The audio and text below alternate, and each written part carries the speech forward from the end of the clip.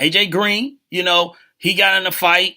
Then he doesn't get kicked out. He gets one game. Oh, no. He doesn't get a game. And then who was the other person that got in a fight? It was someone else that got in a fight, and they got one game. So, the NFL was kind of like, well, he got ejected early into the game. So that's why, we didn't, suspend him a game because he kind of served this one game with the ejection. And it's just like, are you making these things up on the fly? Are you just going, well, I should say making up, but, are you just going with, what works for you, versus saying, all right, this is what it is. And we're going to go by these guidelines. And the players got every right to feel that way because it's just like we don't know what everything is when you can just make the decision and rule however way you feel, So maybe we'll get some structure, by the collective bargaining agreement because that's where all that's going to come into. Maybe, when they do the off-season meeting with the owners and the competition committee and, all that stuff, maybe it'll be brought up. So maybe it happens sooner than later, but it needs to be something, Thank you, Grego. It was Mike Evans. How could I forget that? Mike Evans just threw punches and Goldberg speared, Lattimore. So, yeah. It's crazy. And I was going to go into this. Grego is throwing them out now with the Talib and Crabtree fight. So they get 2 games, and it's just like, okay, there's a history there, but there's a history of really Aqib Talib, he snatched the chain the first time. He snatched it the second time. So what do you expect Crabtree to do? It's only so many times that you can let that happen. And you're telling him to sit there and just say, hey, snatch my chain, man. Do it again. No. Not when you got a bunch of alpha dogs running around, alpha males. That's not how they work. That's not how they operate. I got to do something. Because if I don't, then it's going to be open season. So they gave them 2 games, both of them 2 games, which I didn't get that. I thought Talib would get, a game more. Maybe he get 1 game and Crabtree get a hefty fine, or 2 games and Crabtree get 1. So it's all over the place. I don't know. So when somebody does something, I literally don't know what the future holds for that player and where it's going to go. And we'll have another, giveaway coming up soon. Not right now, but we will very soon. So make sure you remember, Mocha Bell is putting it in the chat room, 650 the Wham 1, 650 the Wham 1. So we're going to get to that, in just a second.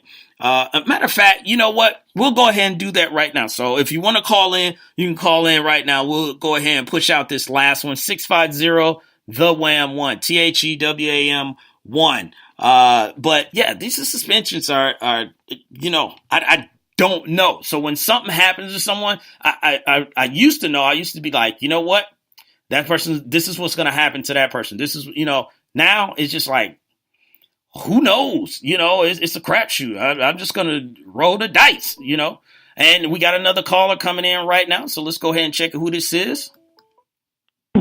Thank you for calling the Wait a Minute show. Please state your name and where you're calling from. Speak on it.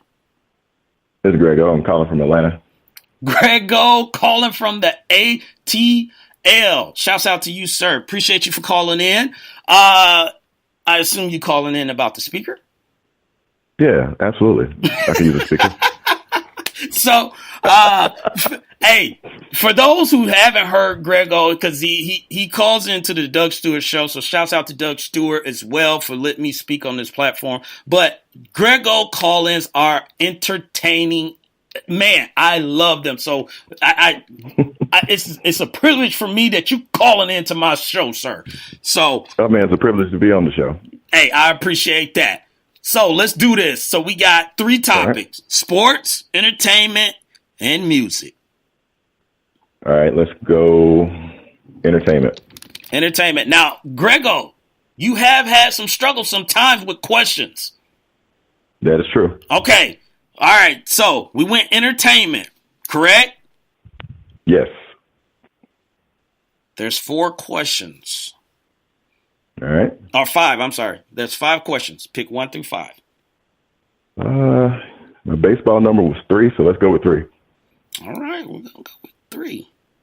Oh, man, you should get this one. You got 10 seconds, but name one Prince song. The what? I said you name one Prince song. Oh, let's see. Purple Rain. There you go. That's it. I told you it'd be easy. You know, I think, wait a minute. I think the kids are asleep, but I'm going to wake them up. Kids, get back in here. Wake them up. Give it up for Grego. Grego is in the building. Yes, that is right. It's a plethora of them out there, though. Little Red Corvette and all that stuff does cry. So you could have got it with anyone that you would have threw out there. But congratulations to you, Grego. You, sir, are our last winner for the free portable Bluetooth speaker.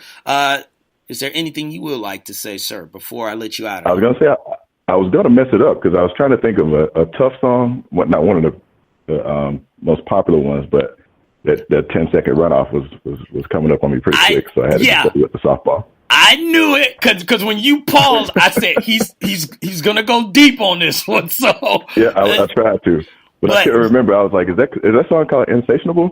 I was like, but I said, no, I don't want to throw it out there, and then it's something else, and I lose. So not trying to lose. I ended my losing streak on the Wait a Minute show. There you go. And I'm pretty excited. There you go. It's default Purple Rain. There we go. Everybody knows Purple Rain. So, Grego, let me ask you this question real quick. Yeah. Because everyone that don't know, Grego is a Patriots fan. He loved the Patriots. Right. Why do the Patriots struggle at times in Miami? What is it about Miami? What do you think it is about Miami when they go there and they play the Dolphins? Well, it used to be that Jason Taylor just knew, like, Brady's movements. He knew Brady's snap counts. He knew everything on it.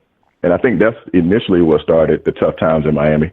But as, like, time went on and Jason retired, sometimes I think, like, even the greatest quarterback in the world, Tom Brady, can have something mentally in his head. Like, you know, he has a problem playing in Denver. He has a problem playing in Miami. And, like, he speaks on it. So I think it's kind of like, if you speak it into existence, it's going to happen. I mean, other than that, I mean, they get them ready for every game. It's probably kind of hard to, condition them to be ready for the weather in Miami at this time of year, even though they do practice inside a bubble and turn the heat up sometimes. Mm-hmm. But I just think that traditionally, like, the Miami organization probably says this is our game to step up. So, like, I think that they draft and they, pick up free agents to beat the Patriots. And that's probably their Super Bowl every year. What I mean by that is probably the game that they get up to play the most, kind of like the Ravens to the Steelers or, Cincinnati. I'll give you that a case in point too, like Cincinnati. Cincinnati can suck all year, but get up to play the Steelers. You know what I'm saying? So I think it's just kind of like, to sum it up, in Brady's head, and then just in the core of the Miami Dolphins that, hey, we play them hard. So, I mean, that's the only thing I can think of. Hey, I said, let me ask a Patriots fan because, yeah, it's just like they would go down there. And like you just said, it just seems like the Dolphins would, not necessarily had a number because they still got a losing record against the Patriots. But, it was just like this team would give them. It's never easy. Yeah, exactly. It's never easy. They would give them fits to get this win, and it wouldn't just go in there and just dominate. So, Grego, appreciate you for calling in, man. Congratulations again. And, hey, we'll get that out to you this weekend. You, Truck D, and Rough Buff. We'll get those speakers out. I really appreciate it, man. And again, great show as always. It's a good thing you're doing with the toy drive. Everybody, if you can, support it. I get as well towards it. And even if you need some volunteers to kind of help get it out, you can give me a call and I'll be out there to help you out. So I will hit you up. Yes, sir. I'll be hitting you up. I'll hit you up tomorrow, sir. Okay. All right. Take it easy, Grego. Have a good night. There you have it, ladies and gentlemen. Grego our last winner of the free portable Bluetooth speaker. So I hope Rough Buff is happy. Big L did not win anything. I didn't put up no fly zone. That's Big L. I mean, that's Rough Buff doing that. But I hope he is happy. So shouts out to Grego once again. Shouts out to Rough Buff and shouts out to Truck D. So ladies and gentlemen, we're gonna move into our last two topics for tonight. Before I let you go, again, you're chilling with your man Jelani JB Bodie, host of this thing called the Wait a Minute Show on the Two Live Stews Radio Network. So I appreciate Doug giving me the love to get on this mic and spit that hot Dylan fire for y'all tonight. So we got a big game coming up tomorrow. And Thursday night, Falcons versus Saints down here in the ATL. This is in the NFC South, as far as like for these two teams, this is their biggest games. These are their rival games. Just like me and Grego were just talking about how, Miami gets up for New England and everything. New Orleans and Atlanta, they get up for these games. So if one is on, on top and the other one's on bottom, or vice versa, whatever it is, they both get up for these games and they go at it. So it's going down again tomorrow in the new stadium here in Atlanta, the Benzo. So we're going to talk about that for a quick second. Angry Black Man has already started it off in the chat room saying that this is a must-win for the Falcons. He is exactly right. This is a must-win for the Falcons because they are going into the meat and potatoes of their division. They're going to have to see the Saints actually twice in the next 3 weeks. So after tomorrow night, they're going to see them again in 2 more weeks. So they're going to need to win these divisional games. Charles June B77 Anthony said Falcons gonna lose again. So I don't know about that, Charles B, but I will be in the place tomorrow night to watch this game. And here's the thing that's a little bit different not a little bit, it's a lot different with the Saints. The Saints are not a team who just pick a guy, let it fly, like Drew Brees used to do and just throw this ball all around and then their defense, just pray, that the defense will be able to do something. They have totally changed everything around this season, and they are a running team. You could say they are a running-oriented team. They started out with 3 running backs with AP, Alvin Kamara, and Mark Ingram. Of course, we know AP got traded. They didn't need him because this kid, Alvin Kamara, man, he has stepped on the scene, man, and he has made sure people know who his name is. And Mark Ingram, he's from my hometown, Flint, Michigan, former Heisman Trophy winner. Since we were talking about Heisman trophies, they have themselves made a nasty, dangerous 1-2 punch in the running game. And I think Sean Payton has, got smart and said, you know what? Drew Brees is not the young, buck like he used to be. I don't need to put him out there like that. Let these guys run this rock and then let Drew do his thing in and out of there. We get to the playoffs. Then, if we need Drew to do something, we'll do that. And that's pretty much their formula, that they've run. And also on the other side of the ball, this defense has really stepped up this year. They picked up guys in the draft like Marshawn Lattimore, that is a really, really good corner, for out of Ohio State, So this team is very, very dangerous. And you can't forget Cam Jordan. He is having a really good season. Now, the Falcons, obviously we know they are coming off the whole situation of the Super Bowl, but you have to give them credit because there's a lot of teams that have what they call the Super Bowl hangover. Now, here's the thing about the Falcons. You can kind of say they may be having a Super Bowl hangover, but some of this stuff is stuff that, the Falcons were doing, in the past anyway, but they are still in the running to make the playoffs. So they're not like the Carolina Panthers when the Carolina Panthers came off, going 15-1 and then they didn't, the bottom fell out and they just got, ran. The Falcons are still in it late into the season at this point. And I think what are their records? They are 7-5. So they've lost some games that they